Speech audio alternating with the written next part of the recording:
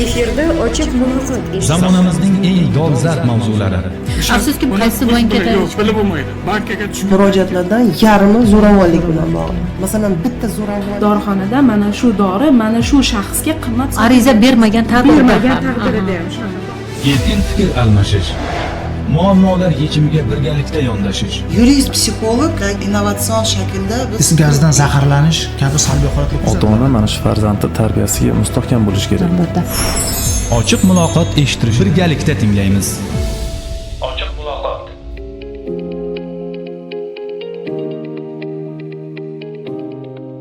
Assalomu alaykum qadrli tinglovchilarimiz. Demak, ochiq muloqot eshittirishning navbatdagi sonini tinglayapsiz. Azizlar, bugungi dasturimizda jamiyatimiz uchun muhim bo'lgan mavzulardan biri, ya'ni davlat xaridlari va boshqa savdolarda raqobatni ta'minlash masalasi haqida suhbatlashamiz. Ma'lumki, davlat xaridlari jarayoni shaffof, ochiq va adolatli bo'lishi budjet mablag'larining samarali sarflanishiga albatta xizmat qiladi. Bu borada mamlakatimizda so'nggi yillarda amalga oshirilayotgan islohotlarga nazar tashlasak ham albatta buning tasdig'i sifatida bilamiz.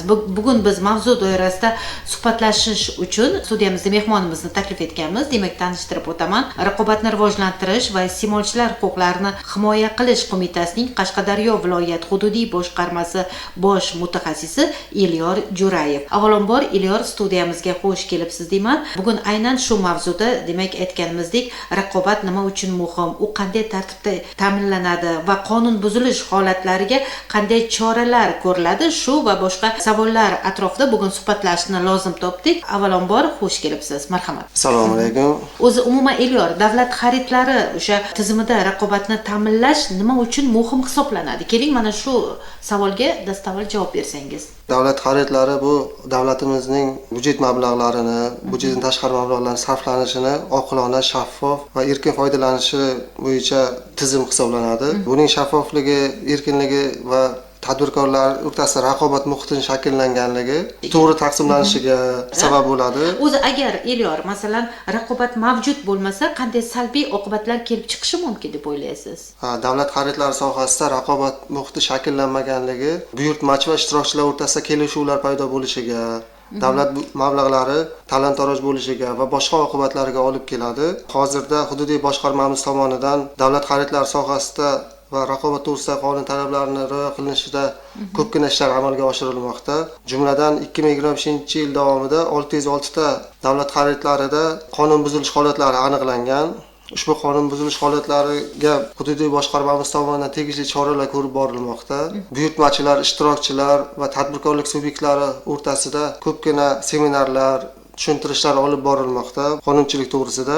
Davlat xaridlarida asosan o'sha ko'proq shaffoflik va ochiqlik ta'minlanadi, to'g'rimi? Bu qanday holatlarda qanday ta'minlanadi? Asosan bizning o'rganishlarimiz jismoniy va yuridik shaxslarning murojaatlari, huquqni muhofaza qiluvchi organlarning talabnoma va xatlari va hududiy boshqarmamiz respublika qo'mitamizning ish rejalari asosida amalga oshirib boramiz. Mana 2025-yil haqida o'sha to'xtalib o'tganingizda, o'tgan yilda qancha qonun buzilishi mana shu holat yuzasidan aytib o'tdingiz. Demak, keling, qanday holatlarda qonun buzilishlari bo'lgan va 2025-yilni o'sha davlat xaridlari va bevosita boshqa savdolarda raqobatni ta'minlash yuzasidan qanday ishlar to'liq amalga oshirildi? Shular haqida kengroq to'xtalib o'tsangiz. Hududiy boshqarmamiz tomonidan o'rganish natijalari tahlil qilingan asosan qonun hujjatlarida belgilangan tartibini buzish, ya'ni tanlov jarayonida ishtirokchilarning ma'lumotlarini noto'g'ri baholanganligi, davlat xaridlarida savdo o'tkazmasdan to'g'ridan-to'g'ri shartnomalar tuzish holatlari, bundan tashqari ishtirokchilar o'rtasida va buyurtmachilar o'rtasida afillanganlik,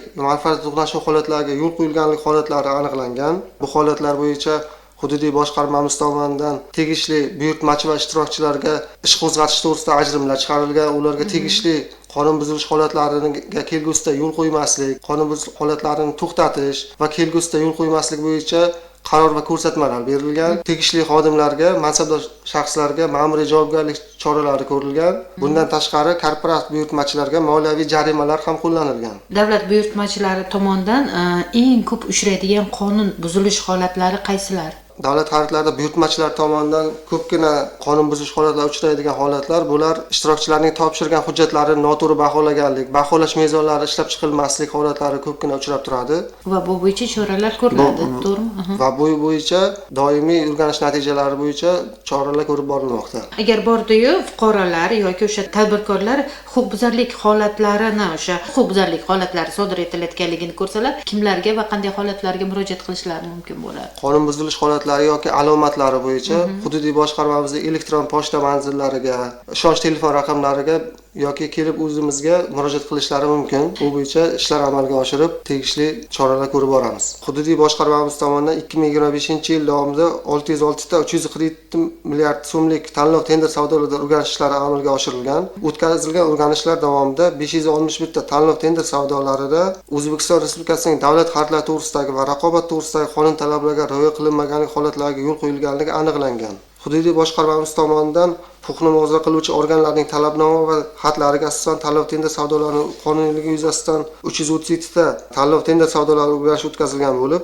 o'tkazilgan o'rganishlar natijasida 313 ta tanlov savdolarida qonun buzilishlar aniqlangan hamda huquqni muhofaza qiluvchi organlarga tegishli ma'lumotnomalar taqdim qilingan. Bundan tashqari hududiy boshqarmamiz tomonidan 186 ta davlat xaridlarida aniqlangan holatlar bo'yicha 75 ta ish qo'zg'atish to'g'risida ajrimlar chiqarilgan hamda qo'zg'atilgan ishlar bo'yicha boshqaruv maxsus komissiyasi tomonidan tegishli qaror va ko'rsatmalar berilgan. Mazkur qonun buzish holatlariga yo'l qo'ygan 56 ta mansabdor shaxslarga nisbatan ma'muriy bayonnomalar rasmiylashtirilgan va tegishli sudlarga chora ko'rish uchun yuborilgan. Bundan tashqari 13 ta subyektlarga nisbatan moliyaviy jarimalar ham qo'llanilgan. Bundan tashqari o'rganish davomida 18 ta tanlov savdolari bo'yicha buyurtmachilar tomonidan kamchiliklar ixtiyoriy bartaraf qilingan va tanlov savdolari bekor qilingan.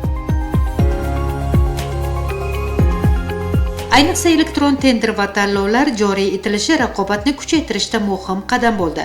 Elektron platformalar orqali xarid jarayoni ochiq e'lon qilinadi. Takliflar elektron tarzda qabul qilinadi va baholash mezonlari oldindan belgilab qo'yiladi. Bu esa inson omilini qisqartirib, shaffoflikni oshiradi. Shuningdek, raqobatni ta'minlash kichik biznes va xususiy tadbirkorlik subyektlari uchun ham katta imkoniyat yaratadi.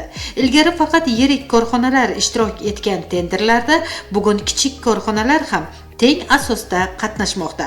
Bu esa bozor iqtisodiyoti rivojiga, yangi ish o'rinlari yaratilishiga va mahalliy ishlab chiqarishni qo'llab-quvvatlashga xizmat qilmoqda. Endi Elyor, tender va o'sha elektron savdolar orqali raqobatni ta'minlash qanday tartibda amalga oshiriladi? Shular haqida ham ma'lumot berib o'ting. Tender va tanlov savdolar raqobat muhitini ta'minlash asosan davlat xaridlarini elektron tizimi bor. O'sha elektron tizimida har bir buyurtmachilar tanlov tender o'tkazishda o'zlari e'lon qo'yadi va o'sha tizim orqali elektron tarzda o'tkazadi. O'tkazgan jarayonida hujjatlar olib, o'rganilib tegishli choralar ko'riladi. Yaxshi.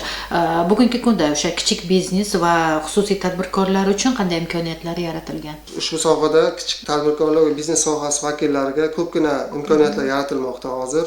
Masalan, nima yangiliklar, qanaqa o'sha tizimlar yaratildi? Mana onlayn tizimlarni aytibsiz-ku, qanaqa o'sha yengilliklar yaratildiki, tadbirkor bevosita o'sha joyda o'tirgan holda mahsulotni o'sha xarid qilishda yoki o'sha sotish jarayonlari, tenderda ishtirok etish jarayonlariga qatnashish mumkin. Tadbirkorlik subyektlariga hozirda ko'pgina imkoniyatlar yaratilmoqda. Oldinlari davlat xaridlari elektron tizimi faqatgina Uzex birjani elektron tizimi orqali o'tkazilardi. Hozirda ushbu sohada ham ko'pgina imkoniyatlar yaratilib, raqobat muhiti ta'minlanib, davlat xaridlari elektron tizimi ham 4 ta bo'lgan hozir. Ushbu tizimlardan xohlaganini ishtirokchilar tanlab, o'shalar orqali savdolarni amalga oshirishi mumkin hozirda. Bu bo'yicha raqobat muhiti ta'minlanib kelinmoqda.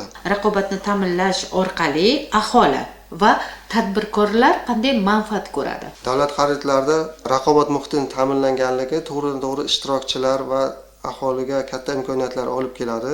Jumladan tender savdolarida yoki boshqa elektron do'kon, umuman davlat xaridlari sohasida qatnashgan davrda raqobat muhiti bo'lmasa, buyurtmachilar o'zlarining tanish bilishlari yoki kelishib olgan firmalar orqali shartnomalar tuzish holatlariga yuzaga keladi. Buni raqobat muhitini ta'minlansa, ishtirokchilar bemalol qatnashishi va xaridlar shaffof va erkin o'tishi ta'minlanadi. Davlat xaridlari tizimida raqobatni ta'minlash, budjet mablag'laridan oqilona foydalanish, tadbirkorlar uchun teng imkoniyatlar yaratish va korrupsiya xavfini kamaytirishning muhim omilidir. Sog'lom raqobat muhiti shakllangan jamiyatda sifatli xizmat, adolatli tanlov va iqtisodiy barqarorlik ta'minlanadi. Shu bois har bir davlat buyurtmachisi, tadbirkor va fuqaro bu jarayonga daxldor ekanini his qilishi va qonunchilik talablariga amal qilishi muhimdir. Chunki shaffof va adolatli davlat xaridlari barchamizning manfaatimizga xizmat qiladi.